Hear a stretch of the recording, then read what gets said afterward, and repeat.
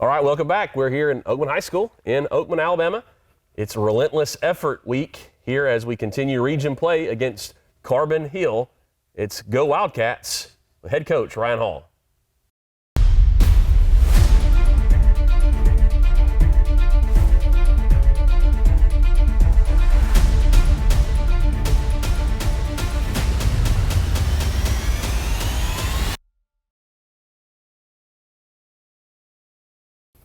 Okay, Coach, so we've talked quite a bit about the inward, the sacrificial, the love, and we've also talked about how we're in the grind of the season. Game 5 is tomorrow night. That's the halfway point of your regular season games. And so let's just kind of zoom in as much as we can on a very specific aspect of your program, which is relentless effort. Tell us what it is. What does it look like? Yeah, for us, it's a non-negotiable. I mean, it is a foundational, fundamental principle that we have to do to be successful.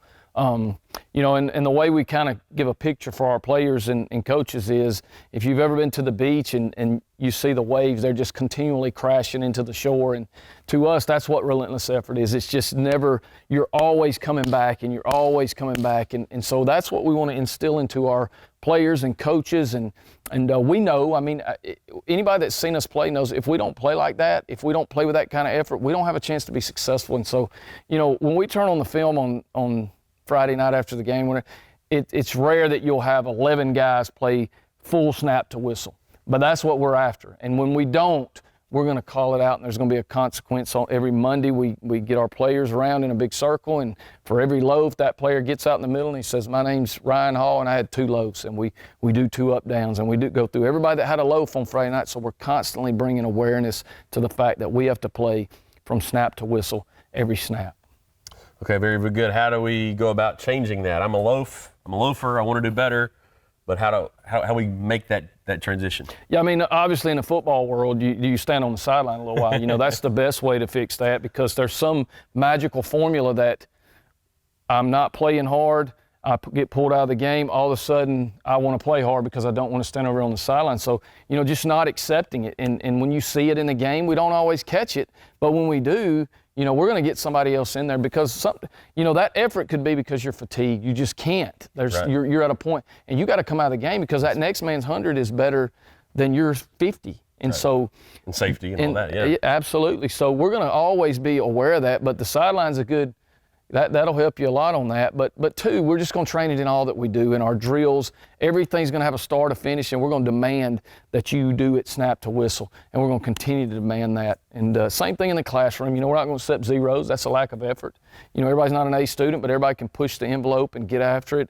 And a 0 is a lack of effort. So that's kind of our take on it, and certainly going to be something that we demand every day from our players.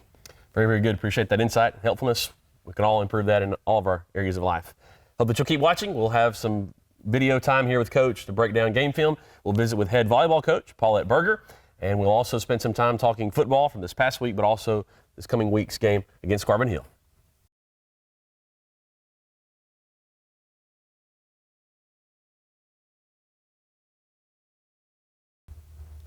All right, we're here with Paulette Berger, math teacher and head volleyball coach here at Oakman.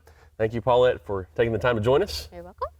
All right, let's talk volleyball, kind of your background as it relates to the program and the school here. How'd you kind of end up in this position? Well, I'm an Oakman girl, so I graduated from here in 1994. This has been my only teaching job. I started here in '06 in the new building. I've always been part of the volleyball program. I coached the junior high for about the first 5 years because my daughters were on that team and they needed somebody. I played in high school, so I helped there when they were in middle school. And then as they transitioned to the high school, I kind of moved along with them. I kept stats. I was an assistant coach for a while, and then I became the head coach in 2018. So this is my 5th season. And it was one of those things that I just told the principal at that time. I said, if something comes open, if you have a position open to be the volleyball coach, I'd really like to do it because we just have a love for the game. It's kind of my girls and I just love the game. So I offered, and when our coach left, he said, "I need you," and I said, "Okay." Well, very, very good. Glad to hear that, and glad that you've invested several years in doing that. Let's talk now kind of principles, values. How do you kind of structure your program? What are the guiding principles you use? Well, over the years, we've had a lot of talks about being a good teammate. That seems to be where girls struggle the most. They're real emotional, and so things outside of school kind of upset them, and that upsets your team chemistry and everything. So we talk a lot about being a good teammate, and that we're for the team. It's not about individual. And then we talk a lot about things that you don't really have to have any talent to do. Like, we can be good communicators. It doesn't take any talent to talk to each other. It doesn't take any talent to hustle. You do not have to be a phenomenal athlete to give your best effort. And so we talk about those kind of things that kind of make our team chemistry better, and kind of things they need in life too, because they need to know how to communicate. They need to know, how to give it your all, and how to be good to people. So that's kind of the things we talk the most about. Okay, very, very good. Great observations for sure. Let's talk now. Today's theme for the video is relentless effort. Talk to us about that connection to volleyball, and you're in a game, things are going good or bad. What does relentless effort look like? Well, we struggle with relentless effort. I tell them all the time, sometimes we'll play as many as 5 sets because it's always 3 out of 5. And we can play phenomenal one set, walk off the court, walk back on, and it's a totally different team. And so we talk a lot about consistency, and, you've got to go out there every single set and give it your all. You can't be like, well, we won this first one, and go out there with the mindset that we don't have to work hard now because we've already beat this team once, because that will get you beat. And so we've struggled with that on and off this season, but we're getting better. We've won 4 of our last 5 games. So early on we were struggling, but they're getting better at giving it their all. And you have to work hard for 5 sets. That's a long time, and you just have to put all your effort in. And that's kind of life in general. You can't just stop when things get bad. You got to give it your all the whole entire time. And so we're working on that. That's something that we're working on. Well, good, aren't we all? We're all struggling with that relentless effort in everything that we do in life, of course. Now let's give everybody at home a chance to just kind of schedule this point forward. When can we come see you? What's your schedule look like? Okay, well, we played a lot of our home games early on, so we only have 1 home game left. That's at the end of October, and at the beginning of October. That'll be our senior night. I believe it's the 4th. But next week, we start a kind of busy season with, we play Fett at Fett on Monday and Winfield at Winfield on Thursday. Those are both big area games. And then the following week on that Monday, we play Gordo, which is also an area game. Sure. So we're going to be busy, but most of them are away from here on out. So we only have 1 home game left, but still come see us. Sure. It doesn't matter where we're at. There's a county tournament somewhere, I believe, right? County tournament is on September the 29th, I believe it is. It's at Dora. We play on a Thursday, and then we finish up on October the 1st on Saturday. That's the varsity. JV plays that following Monday. So, yeah, we'd like to have everybody come out to the county tournament especially. All right. Very, very good. Thank you for taking the time to join us, and look forward to seeing you do well the rest of the season. Thank you. It's a great day to be a Wildcat.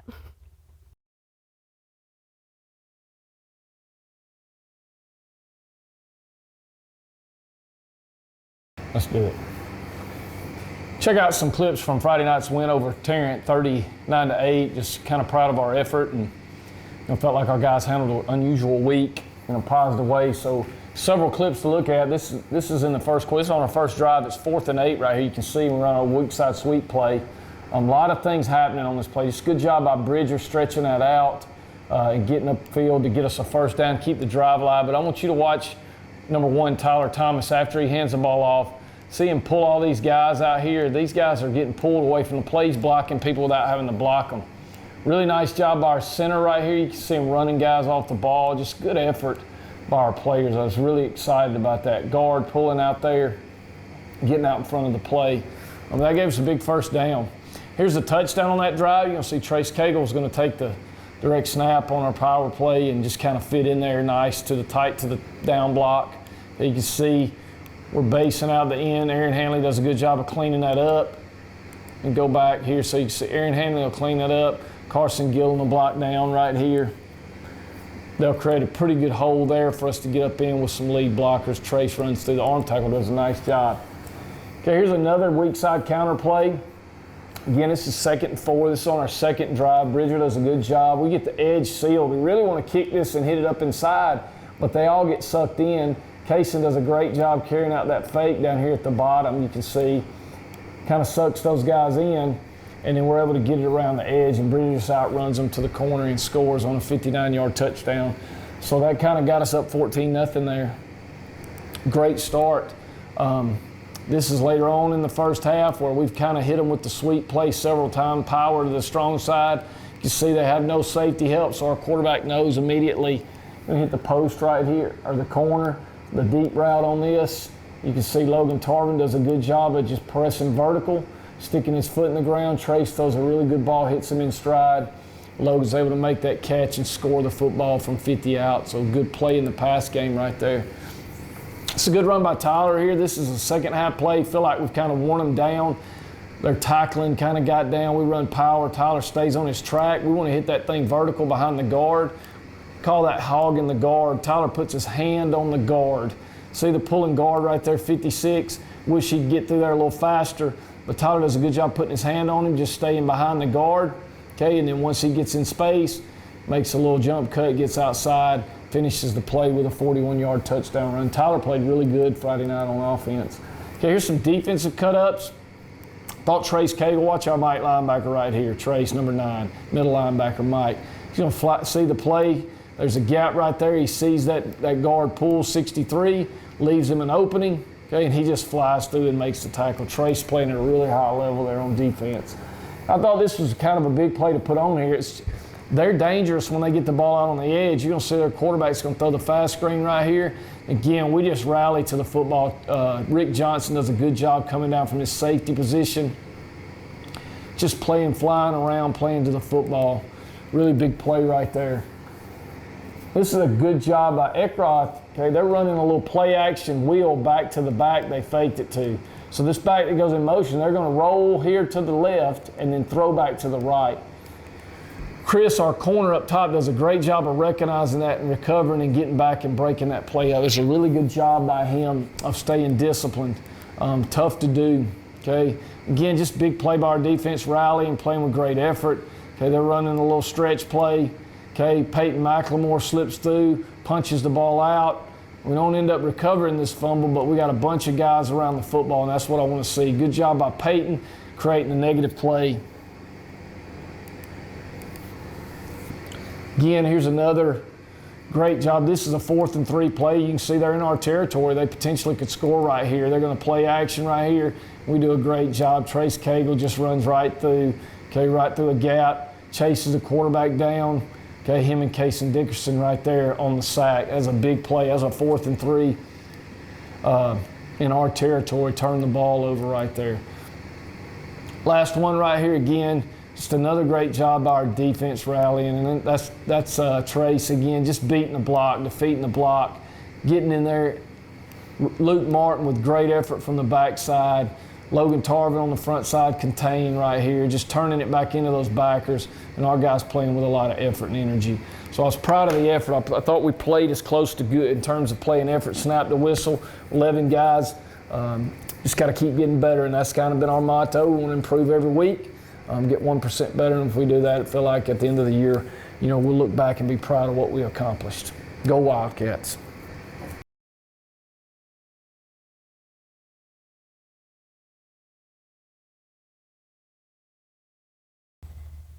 Okay, Coach, let's spend a few minutes talking football. Congratulations again. Another win this week over Tarrant, 39-8. And a unique situation, hosted the away game, as it were. We're the white jerseys here at home. Talk to us just about how you're able to control the game and how the players did and everything. Yeah, I was really proud of our players and coaches and everybody involved, because it was an unusual week, and with the change, we didn't make that change till Wednesday. We didn't know, and so a lot of people pulled together, and that's what great communities do. And so I'm really grateful for the community here in Oatman and everybody involved in our football program to be able to pull that off. But we'd rather play here, so it ended up being a blessing, and so we're thankful for that. But proud of the players. There's an old saying that you control what you can control. They couldn't control the weather and any of that, and then adjust to what you can't. And so I felt like we did that, and we had our defense played at a really high level again. I think we held them to like 39 or 40 yards, and outside of just a lapse there, kind of right before the half, where I felt like we could really take the air out of the ball and finish the half off with the ball and then get it back to start the second half. We just didn't get that done. But we really were, offensively, we ran for about 300 yards and then threw for another 120-something, which was really good to see. We hit some of those shots. Coach Trotter did a good job calling plays. He got in a rhythm. And so all in all, it was just a good night, a good way to move to 2-0 in the region. I think that's the first time we've been 2-0 in the region since I've been here. So we're excited about that and proud of everybody involved for the way they handled that. Okay, let's talk players of the game. Who stood out? Yeah, offensively, Tyler Thomas had a great night. Tyler's played really well in the previous games. He's graded well. He just hadn't got the number of touches, but he did. I think he had 80-something yards rushing. He had a big touchdown there on a 40-yard run that kind of stretched the lead for us and kind of put it away. So he's played high-level football for several weeks, finally got good reward for it. Then defensively, Trace Cagle was all over the field. He had 9 tackles, I think, but he affected so much. He made plays in every part of the game. Really proud of him. Plays with such a high motor. And then Aiden Carson was our do-the-work player of the week. And Aiden's a kid that hadn't played before, and he's worked and showed up every day with that consistency that we're looking for. And now he's put himself in a position where he's playing 20, 25 snaps a night and doing a really good job getting in there and blocking and getting his hands on people. Had a big catch against Cordova a couple of weeks ago, so really proud of him. So Tyler, Offensive Player of the Week, Trace, Defensive Player of the Week, and Aiden Carson, our do-the-work Player of the Week. All right, congratulations to each of those. Let's talk now about tomorrow night's game. Hosting again. We're here, third straight region game. Carbon Hill Bulldogs, familiar foe from just up the road a little bit. Let's talk about what we can expect in this contest. Yeah, a region game, so it's going to be a big one. And I think this is the best Carbon Hill team they've had since I've been here. The back is really good. They got big play potential with him, Devin Daniel. He had about 1,800 yards last year. He can score the ball from anywhere. You're not going to stop him. I mean, he's going to get his yards, so we've got to do the best we can to contain him and limit the big plays. Number one, the DeJesus kid is a good athlete. He'd probably be the fastest guy on the field, and so, if he gets loose on anything, he's got a chance to score. So we'll have to do a really good job of those two, trying to keep them hemmed up and tackle. We got to tackle in space. That's a big thing. And then on defense, I got an Engle kid that plays linebacker that had about 200 tackles last year. I mean, he's just all over the field.